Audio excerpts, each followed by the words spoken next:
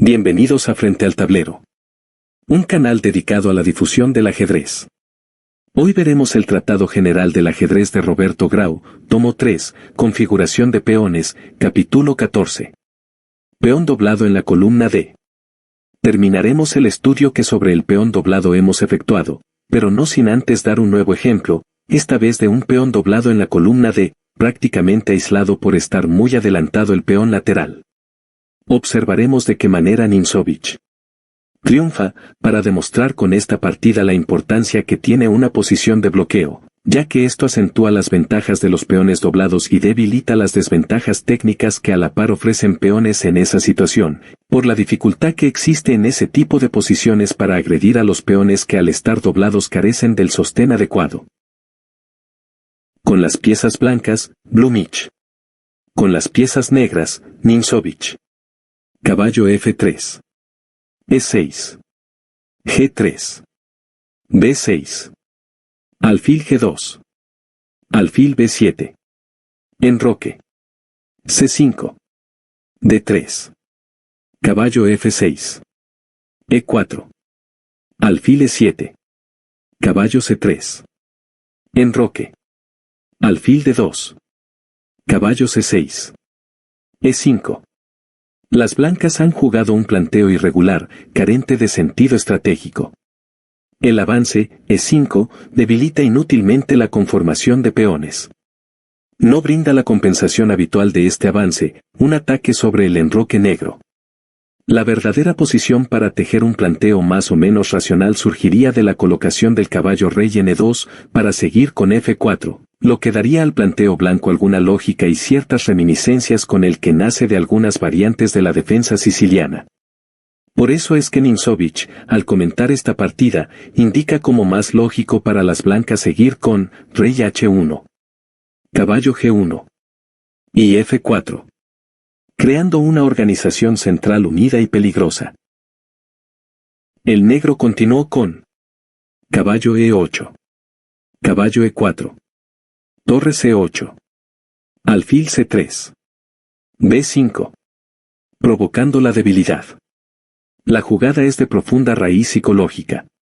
Las negras, en realidad, quieren romper el equilibrio central mediante F5. Y saben que el blanco tomará al paso cambiando los peones. Entonces buscan debilitar la gran diagonal mediante la jugada blanca B3. Lógica para anticiparse a la eventual amenaza de B4. Pero grave porque debilita toda la configuración de peones del flanco dama en sus casillas negras.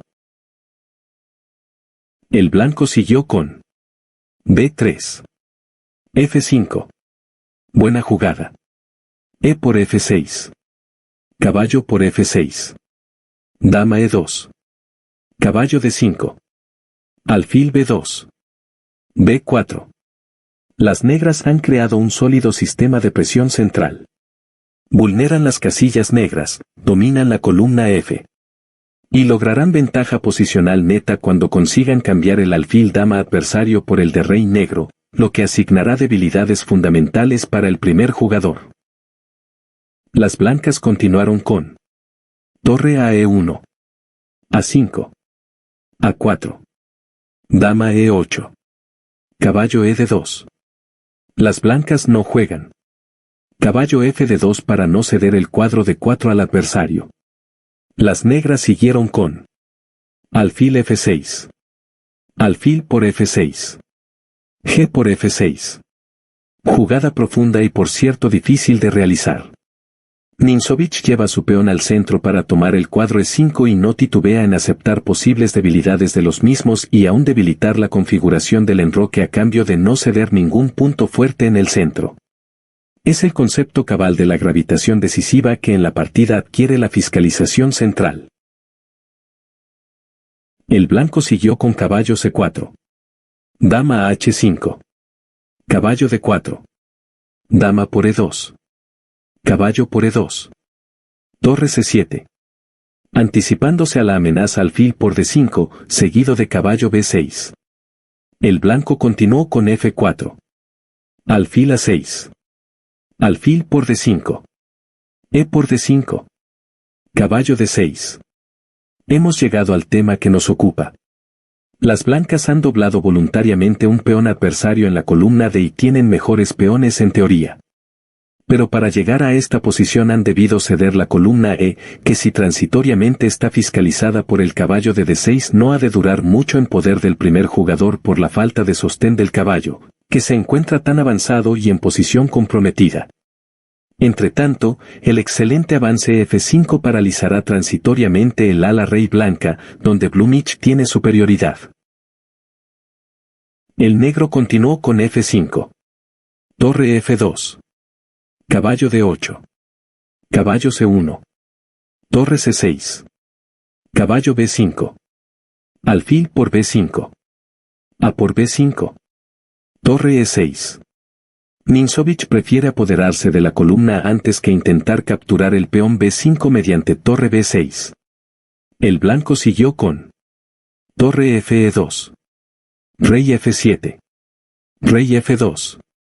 Rey F6. Rey F3. Esto es muy pasivo.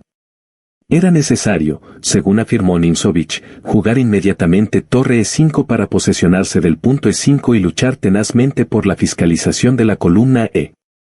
Ahora las negras lo evitarán y podrán asumir una cómoda presión, basada en la fuerza de la columna abierta y la acción de sostén y apoyo que le brindarán los famosos peones doblados. Las negras siguieron con caballo F7. Caballo A2. D4. Torre A1. Torre B8. Caballo C1. Torre por B5. Torre D2. Caballo D8. Caballo E2. Caballo C6. Caballo G1. Es curioso observar la odisea del pobre caballo blanco para convertirse en una pieza fuerte y valiosa. Las negras dominan todas las casillas de su acceso hacia el centro del tablero. Las negras continuaron con D5. Caballo E2. Torre B8. Torre A4. Torre BE8. Torre A1. H5. Caballo G1. Torre E3 jaque. Rey F2. C4. La victoria. Dominio de la columna E. La posición negra es absolutamente ganadora, no tanto por el peón de ventaja, que tiene relativa importancia, como por la presión que significa el dominio tan neto de la columna E, producto de los peones doblados en la columna D, que han proporcionado sólidos sostenes a las casillas vitales del tablero. El blanco continuó con torre a D1. Si se cambian los peones seguiría torre C3, ganando rápidamente. Las negras continuaron con C3. Y ahora una combinación bonita para imponer el peón de ventaja. Las blancas siguieron con torre E2. A4. B por A4. B3. C por B3. Caballo B4. Torre por E3. Torre por E3. Caballo E2. C2. Torre A1. Caballo por D3, jaque. Rey F1. Torre por E2. Rey por E2. C1, corona dama. Torre por C1. Caballo por C1, jaque. Rey F3. Caballo por B3. H3. D3. Y las blancas abandonaron. Una excelente partida, modelo típico del estilo magistral del gran maestro danés, creador de toda una escuela técnica de profundas raíces en el ajedrez moderno. Conclusiones generales. De todo lo que hemos visto sobre las conformaciones de peones, podemos sacar conclusiones interesantes. Primero, los peones son la verdadera base de toda estrategia del ajedrez y aún de la teoría de las aperturas. Segundo, los peones unidos y agrupados, pero en una misma línea en su posición central. E4 y D4.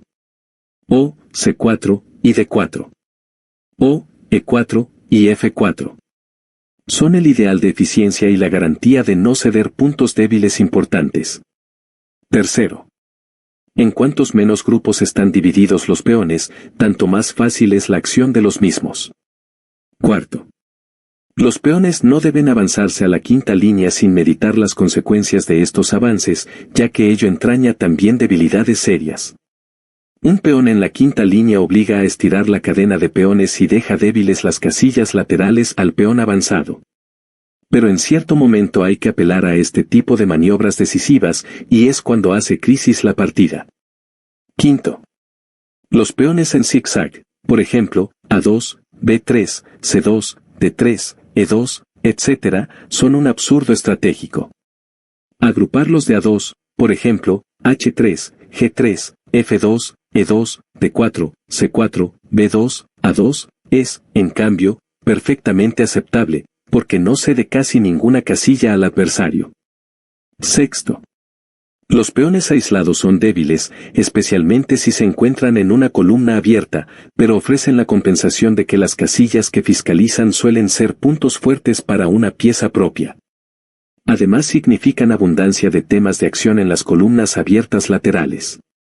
Por ejemplo, peón aislado en D4, que ataca puntos fuertes en E5 y C5. Séptimo. Los peones doblados son aceptables solo en las 4 columnas centrales y ofrecen abundantes compensaciones. Se producen habitualmente en las columnas, alfil dama y alfil rey, y solo debe temerse por ellos si quedan aislados o si se avanzan defectuosamente. Octavo. Los peones doblados y aislados en una columna abierta son habitualmente un mal irreparable. En cambio, los peones doblados en columnas cerradas centrales, E o D, no son fáciles de explotar y ofrecen como compensación el dominio de las casillas E4, E5, C4 y C5, si son peones doblados en la columna D. O D4, D5, F4 y F5 si están doblados en la columna E, con lo que traban gran parte de los planes rutinarios de los planteos. Noveno. La debilidad de los peones doblados se agranda a medida que la posición se va abriendo y se llega al final. La posible debilidad del peón avanzado es la casilla lateral del mismo. Décimo. Llevar peones del flanco al centro mediante cambios de los mismos es casi siempre una maniobra estratégica provechosa. Cambiar un peón del centro por uno del flanco significa habitualmente ceder la fiscalización del centro al adversario. Hasta aquí hemos llegado por hoy. Si te gustó, dale me gusta y no olvides suscribirte. Hasta la próxima.